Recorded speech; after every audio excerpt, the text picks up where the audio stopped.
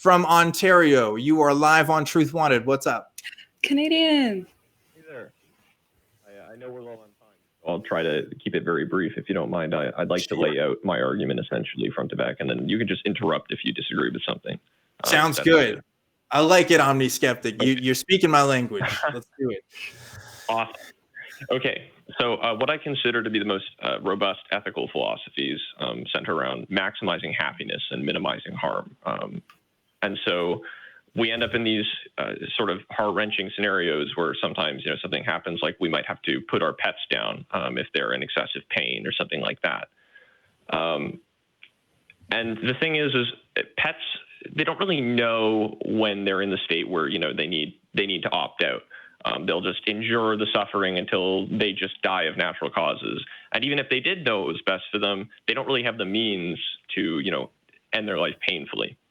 Mm-hmm.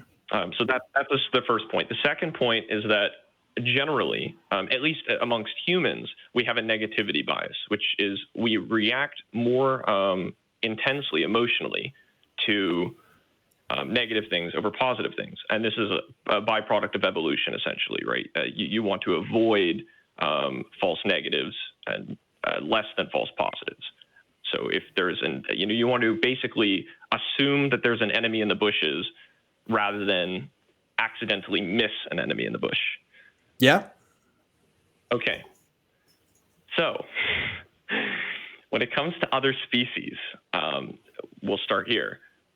I think that not only that it can be ethical, but that we might actually be in the case where it is the ethical thing to do, where we as a society should be employing mass genocide on other species in order to save them the terribleness of their existence. Yeah, so I anticipated that this is where this argument was going to go. That's crazy. So I prepared some thoughts, at least while you were talking. So this is this is anti-natalism to an extreme, to an extent. And so you're not the first to talk about this idea. So this is, I know that you've obviously thought about this yourself. And by that logic, if we understand that we are stopping the propensity for populations of beings to reproduce and stuff, which I'm assuming you were getting to. I don't think you actually said that point, but that was your next point, right? Like we're stopping people from reproducing. Yeah. Therefore, we're ending the continued suffering. So like I happen to kind of be an anti-natalist myself when it comes to human beings, right? I don't plan on having kids of my own.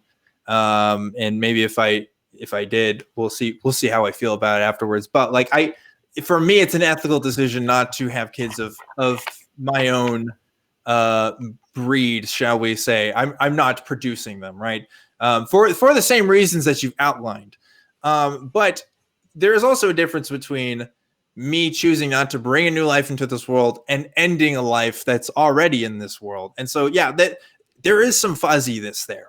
And what is the difference between those two? The difference is one is a conscious being that already exists and is already living. You said, right? You said one was living and one is not yet living, but you said that there was a difference in killing versus choosing not to reproduce. I'm wondering what the ethical difference there is. Because if someone wants to live, I'm denying them their consent by killing them. Okay. So but when we have things like my argument specifically was starting at pets, because pets, you don't ask your pet, do you consent to being put down? You just do it because it's best for them. Yeah, pets cannot verbally consent to things, right? But that doesn't mean that they don't communicate in other ways.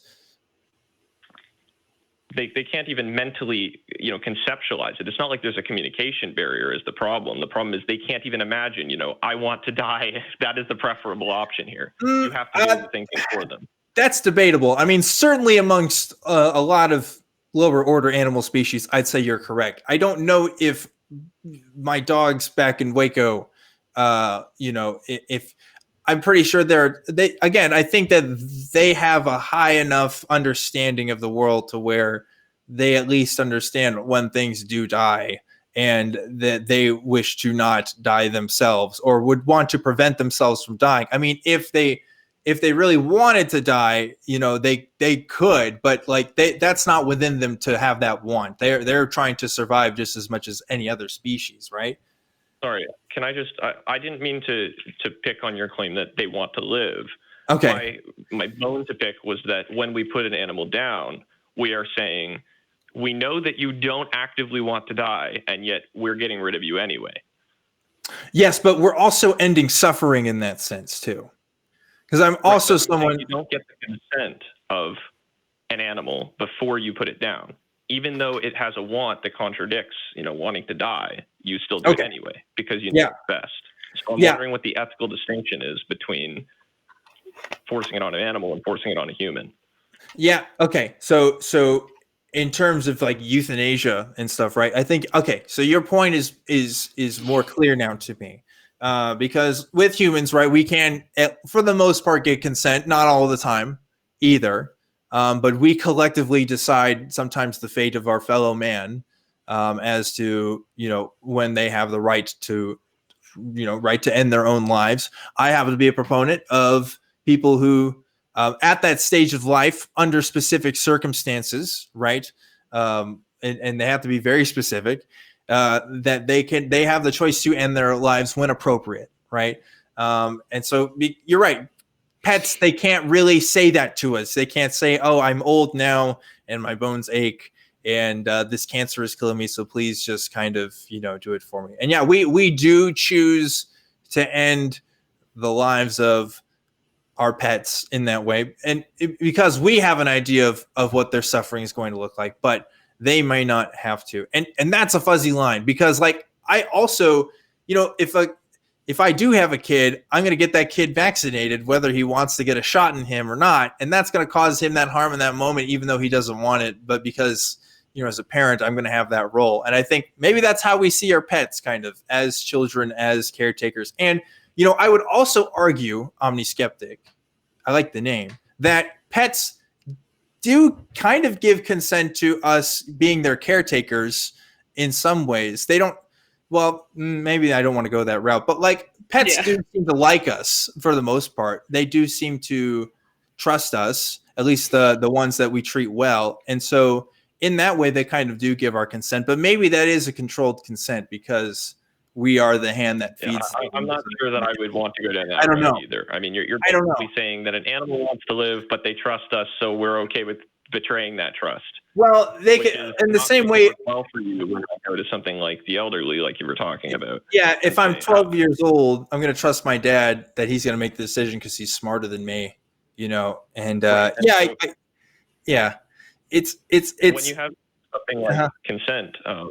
My point here is that the consent, if you're lacking from an animal, the consent becomes largely irrelevant, right? You don't care about it. And so I'm wondering why, when it comes to humans, do you say, oh, well, suddenly we care about the consent and we're going to ignore the fact that we know better than the other human? Yeah, I do see where it gets tricky.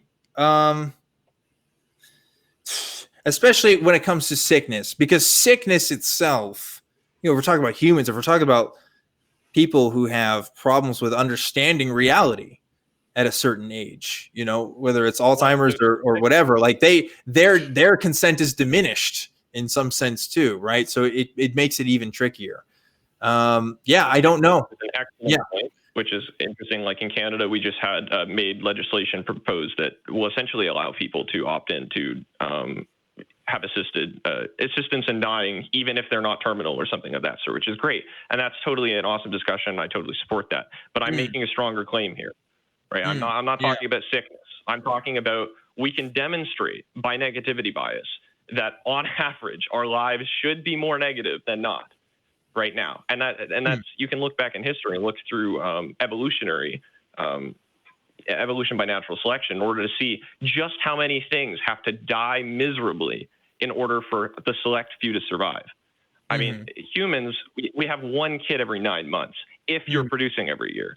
Other species have way more, and way more of their litter dies. And so the point here is to say that we have to end this massive amount of suffering. But the only way to do that is essentially through mass genocide. Not only of other species, but perhaps humanity last. We're the last ones to turn off the light. We have to get rid of the other ones because the other animals don't know well enough to get rid of themselves. Yeah.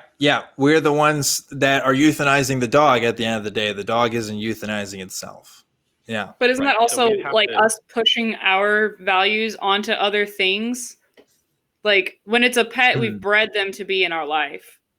And so, I mean, you could kill all dogs, but but other animals weren't they're not us. So we need to not push our, if you're going to talk about killing all other living things because of a human's ethics, maybe we should mind our own business. Does that? I don't... So we shouldn't be concerned about animal suffering.